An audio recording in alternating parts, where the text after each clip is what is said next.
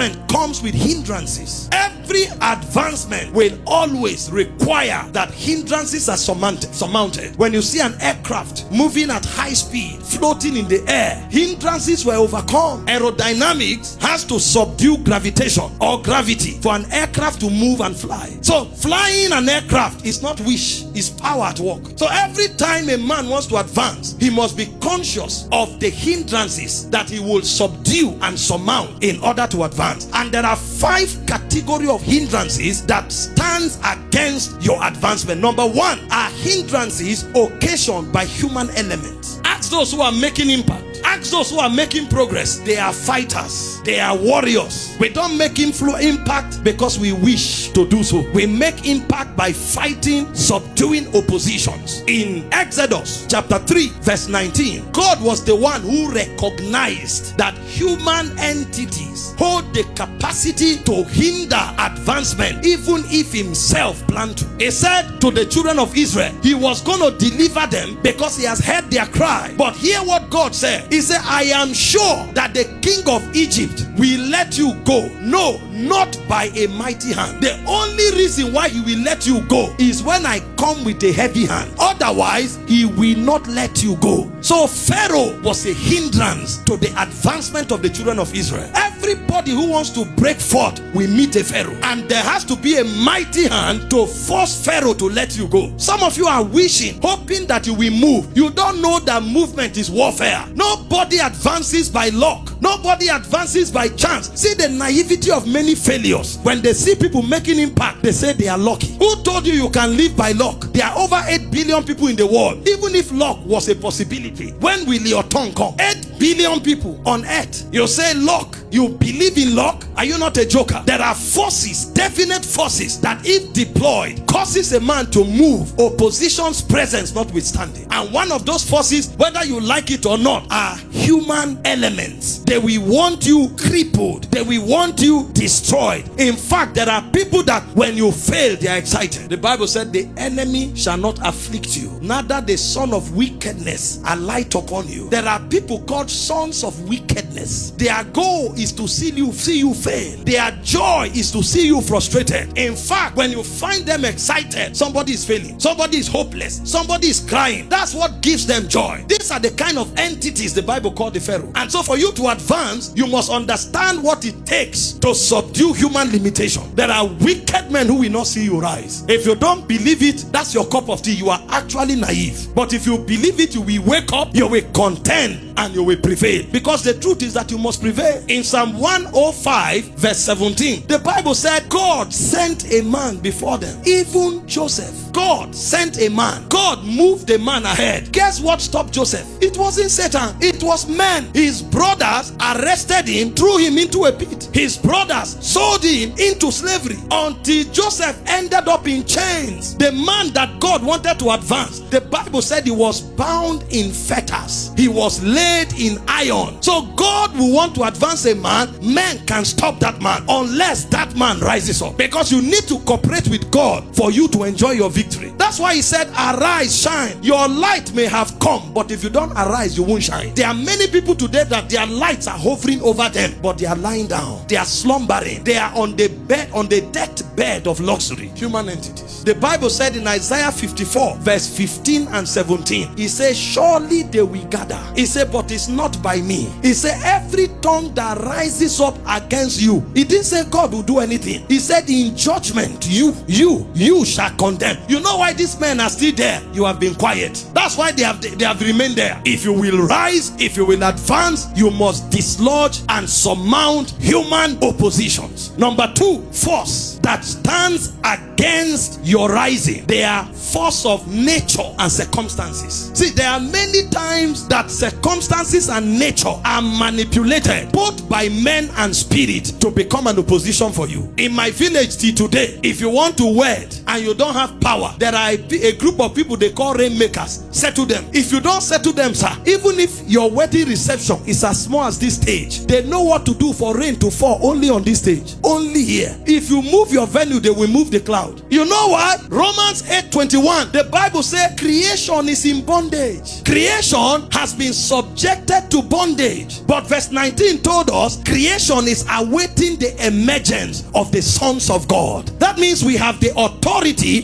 to liberate creation from the one that has put it in bondage. That's why some of us, we will not settle them. The rain will not fall. When they do everything they know to do, the weather will remain the way it is. And they will wonder, why is it not working today? A sun is standing. A sun has arisen.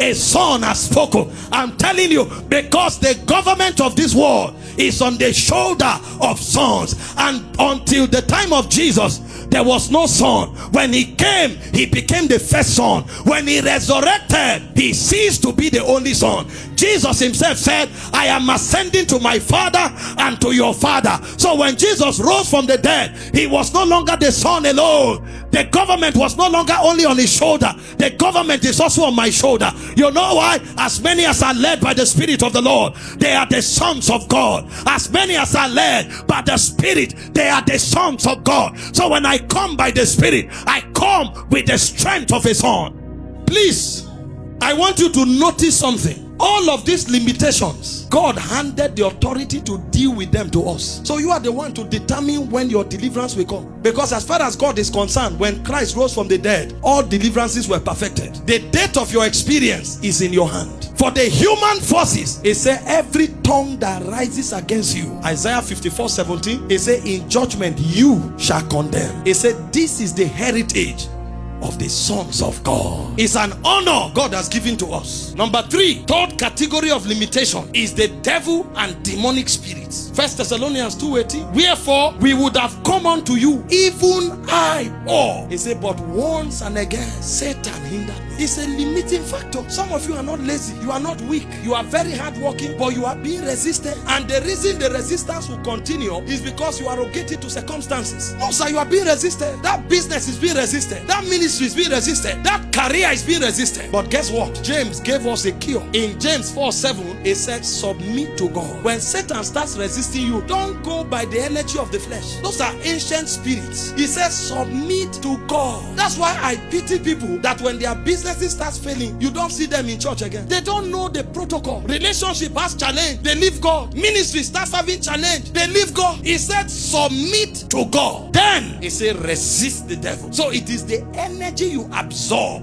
from God's realm you use against Satan. That's when beyond human intelligence you start talking mysteries. Submit to God, resist the devil, he will flee from you, because the devil is actually a resistant factor. The reason most of you can't cover mileage in destiny is because Satan is resisting you. God wants you to advance. They go from strength to strength, every one of them in Zion that appeared before the Lord. The path of the just is as a shiny light. It shines brighter and brighter unto the perfect day. But if you are not moving, there is a resistance. Number 4 is you. You think you will only fight Satan in this matter? Paul said, I beat my body. 1 Corinthians 9:27. I bring it under subjection. Those who run beat their body. Go and look for an athlete. Ask him. When you see them running in Olympics, you think they woke up the day of the competition and said, me too, I can run. They beat their bodies. Men, in many cases, are the major limitations to themselves. You'll be shocked that most of the people failing failed because they made the choice to. And I will show you some of the things we do that make us become our own body. Number 1, negative perception. There are men that are very creative in the corridor of pessimism. Any idea you bring, the moment you mention it, they'll give you 1,000,000 reasons why it can't work. They are programmed to only think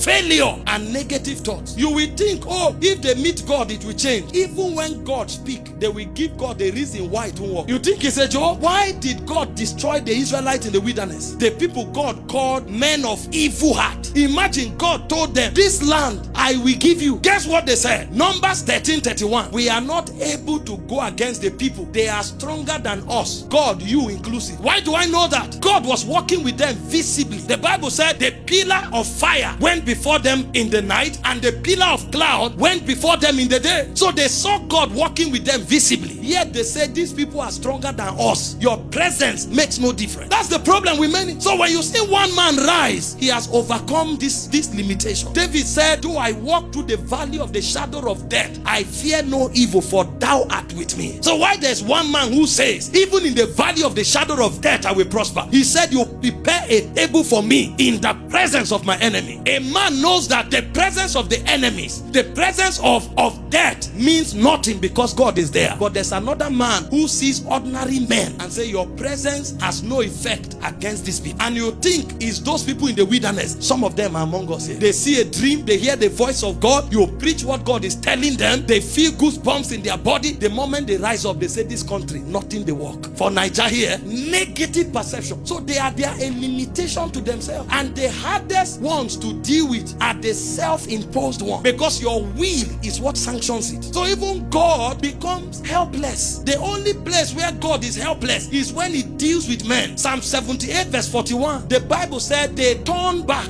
and tempted the Holy One of Israel and limited him, because he allows the man the right of free will. So if the man uses it against God, he limits God. They tempted God and they limited. So men can make God powerless in their own lives, and one of the ways is through negative talk. You think anybody making impact today saw the end from the beginning? No, it's one step at a time. One step at a time. That's how we get to the destination. But what we will not allow are evil thoughts clogging our minds and hindering us from moving. That's why many times we go to God's presence to declutter the mind, because things are choking our thoughts. This is why sometimes you hear us talking, we are countering thoughts. When you see great people, you think, these ones, they are living with angels. We fight the battles you fight. I told you my story. I was driving on the bridge, just about to enter Makodi. A voice told me, get down and jump in. I said, jump where? Jump where? Are you okay? Get behind me, Satan. You keep quiet. The day you quarrel with your wife, or the day business is not working, that voice that was a seed would have become a tree. You will see a man park his car, jump into the river. You say, but how? Imagine the car he parked. If that car alone is what he has, is a blessing. You don't know what was going on in the head. Demons were whispering, jump in, jump in. And the day when he was low, that day he saw reason with the demon. So we don't keep quiet. He said, casting down imagination and every high standing thing that opposes itself above the knowledge of God, bringing into captivity all things to the obedience of Christ. Number two is immaturity. Some men are so immature, they've not even heard God. They've told everybody. They are talkers, doing nothing but talking. When God speaks to you, you take it back to his presence, sit on the altar and have a confirmation and strategy for implementation. Allow your result to talk to people. Just talking everywhere, messing up their lives. Immaturity. So you see that even God can't do much with them. He said the heir, Galatians 4:1, so long as he's a child, is not different from a servant. He's supposed to be the Lord of all. So God has ordained him to be Lord, but he's living as a servant, and there's nothing God can do because he's immature, puerile in understanding. That's why you need to learn to grow. Learn wisdom from scripture. Limitation. Then the barrier of sin and rebellion. Hebrews 12 verse 1 to 2. Because of your manifestation, you were the glory the Bible spoke of that made Jesus endure shame. But he said they cannot lay aside weights and sin that beset them. Those who run, who cover mileage, they lay aside sin and weights. Forgive for where he has kept malice with one person for 7 years. Keep yourself for God. He said, no easy. He no easy. He has slept with 20 people, and you are wondering why all the opportunities he has, no one is amounting to anything. He has squandered it. He said, I looked through my window, I saw a young man void of understanding. His feet is on the path to death, for he has gone the way of the harlot. For the harlot has told him, I've dressed my bed with rubies. Come, let's go and lay with ourselves. He said, that man has gone the way of death. These are not people that follow. They have created a system of iniquity and they service it. That's their way of life. And so because they have done that, they have edited God out of their lives. So there are people that are their own limitation. But if you want to run, you must learn the way of Paul. He said in 1 Corinthians 9:27, I beat my body. A generation that beat the body must rise. Job said, I have a covenant. I had a covenant with my eyes not to look upon the virgin. Peter said in 1 Peter 4:1, he said, they that have suffered in the flesh have ceased from sinning. They've put their bodies to trainings, spiritual trainings, because of where they are going. They won't allow their appetites master them. Why do you think children never make progress? Everything gets their attention. They've not mastered their own art. A race was organized for a tortoise and a rat. The rat can run 10 times faster than the tortoise. But guess who won? Your guess is right. The tortoise had one focus. Go forward. It was moving slow but steady. The rat will sprint here, sprint there, sprint there. That rat is running till today. Tortoise has finished racing. The rat is still running. I told you, if you are in the wrong direction, speed is not an advantage. But if you are giving to your emotion, you will waste your destiny. And that has become one powerful weapon in the hand of the devil. Most of us are like the madman of Gadara. The weapon of our destruction, the devil put it in our hand. We are the ones enjoying ourselves.